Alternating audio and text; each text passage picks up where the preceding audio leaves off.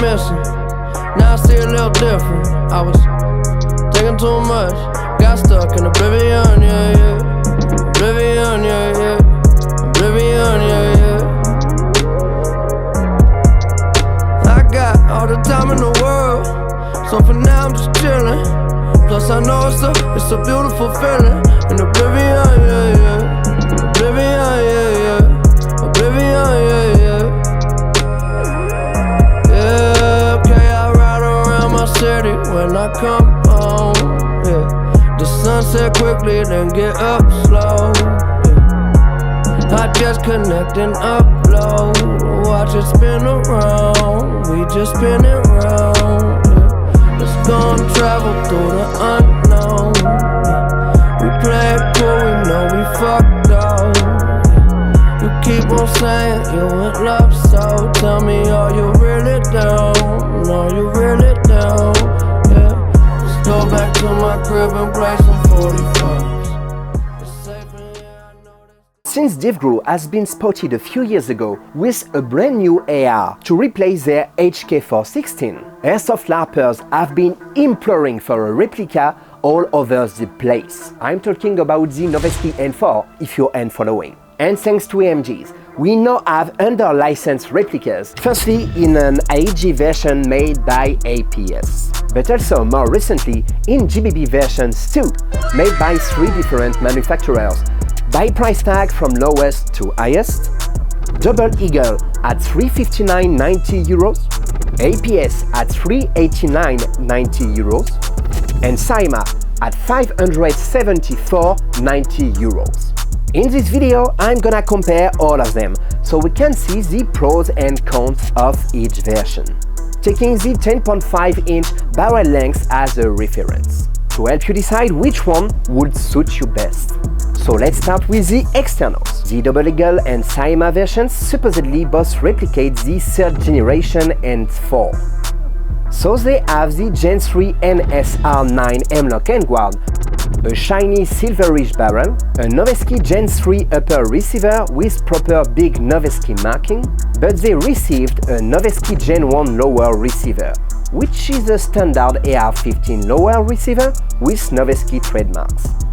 The APS version replicates the 4th generation N4. It has this signature Noveske squared upper, a slightly longer Gen 4 NSR 9.75 M-Lock end guard with 5 slots compared to the others 4. It's slower, has a smaller ambidextrous selector switch and ambidextrous mag catch, as well as an enlarged magwell and lone Noveske logo. However, this CYMA has something more its competitors don't: a QD slot right below the stock tube. It's a great addition in my humble opinion. The external parts now.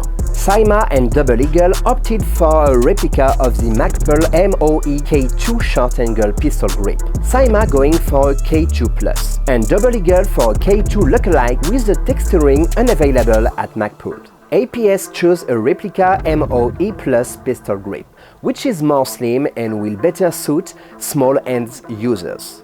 The stocks of both the CYMA and the Double Eagle are regular stop-mount ones, replicas of the famous stock by LMT Defense. I'm not a big fan of this design. I think it's a little bit too large, especially if you have a small stature, or a large plant carrier, or big arms like me, you know. Plus, these sling attachment slits are not in my favorite position, and there's no QD slots. APS decided to be a little bit more modern with their own rendition of a Magpul MOE stock, a little bit longer to accommodate a QD slot. Why not? Let's take a look at the charging handles, would you?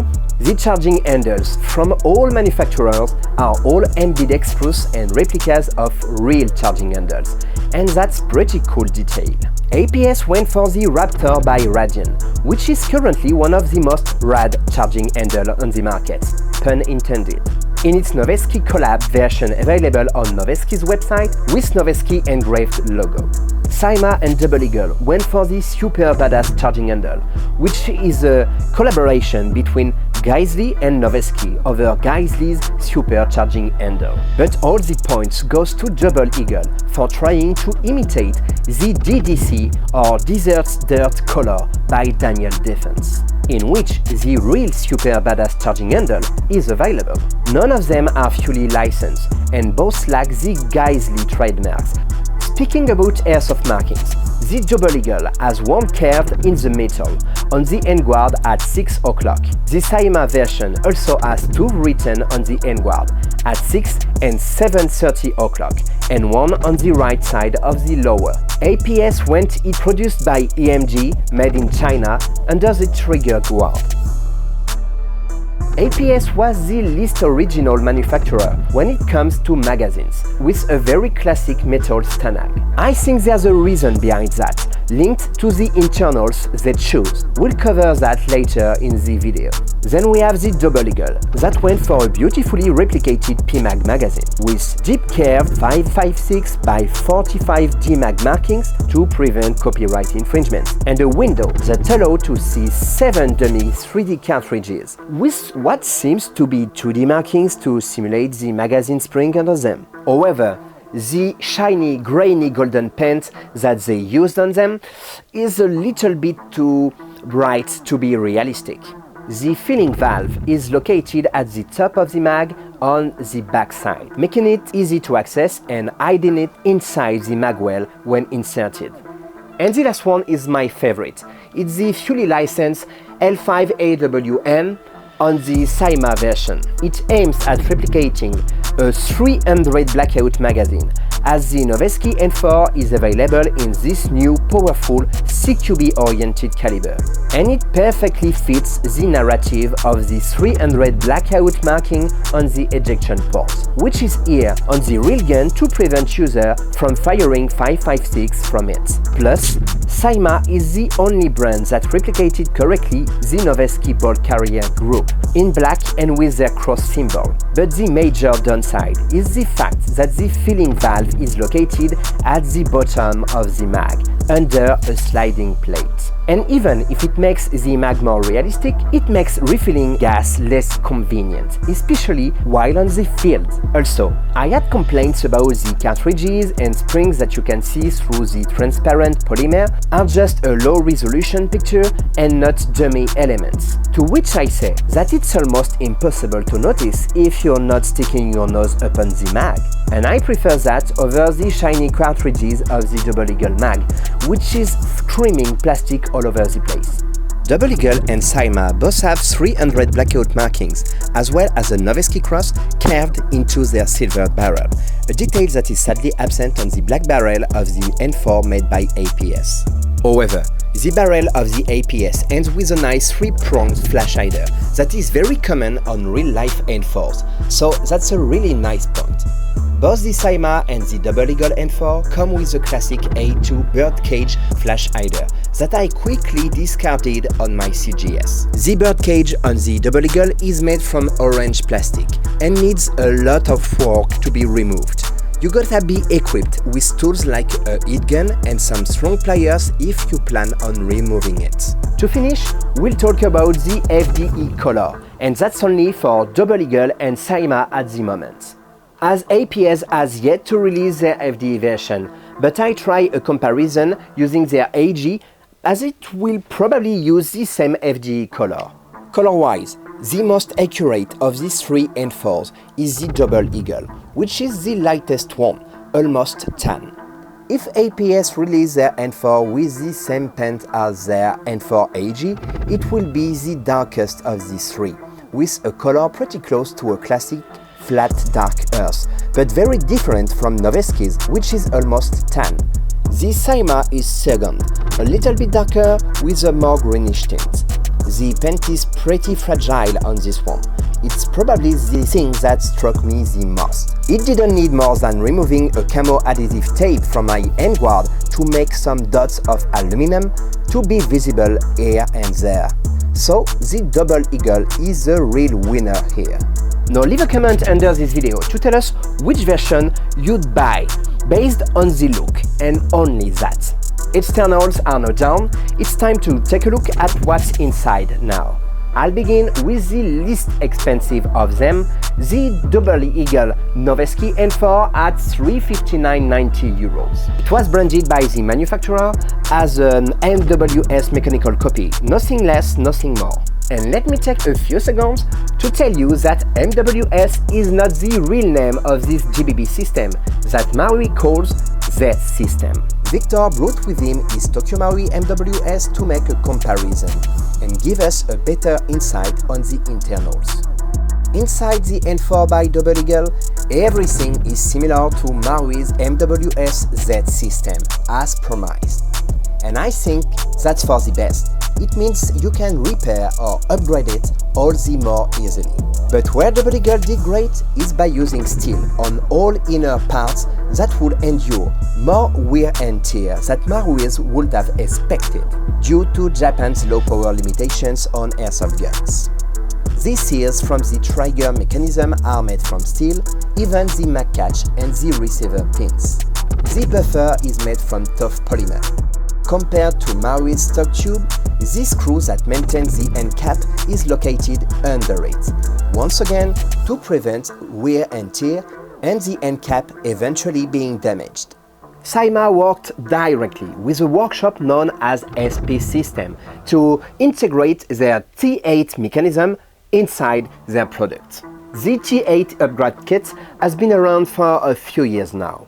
And I think it was a great idea to go this way because it cut down the price of upgrading a regular MWS a lot. Okay, so compared to Marui's MWS Z-System, it's really different here. Like on the Double Eagle, there's a lot of steel inner parts on the improved trigger unit. This trigger unit is fully adjustable.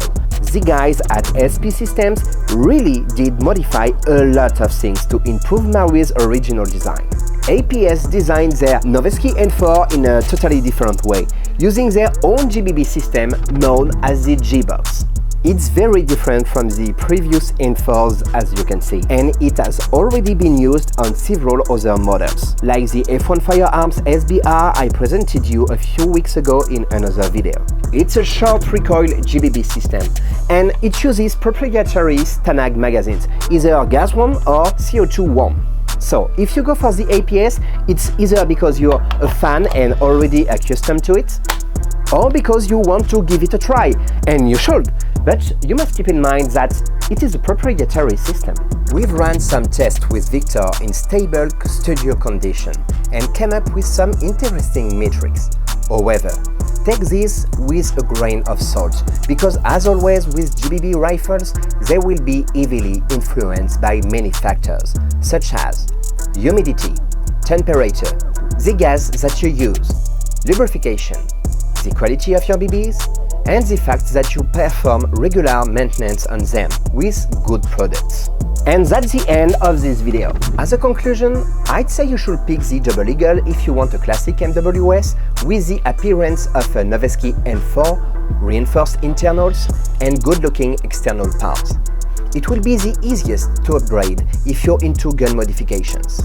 The N4 by APS can count on a Noveske Gen.4 body, which is pretty cool with its squared lines, enlarged magwell and better designed end guard, as well as on its original short recoil GBox system, using both gas or CO2. However, as it's a proprietary mechanism, upgrade can be a little bit more tedious. The CYMA is the most premium of these three. It's the kind of airsoft gun that you just take out of the box and go play with, whatever the weather condition. With performance so great, you will probably never regret buying it. However, cosmetically it is inferior to the Double Eagle, the fragile pants being a real bummer. And that's very sad considering the high price it costs. I'll try to make a new video in the future to compare them with any new Noveske N4 that will hit the market. Leave a thumbs up, subscribe, click the bell and join the Evike Europe community. Happy New Year to all of you and see you soon, airsofters!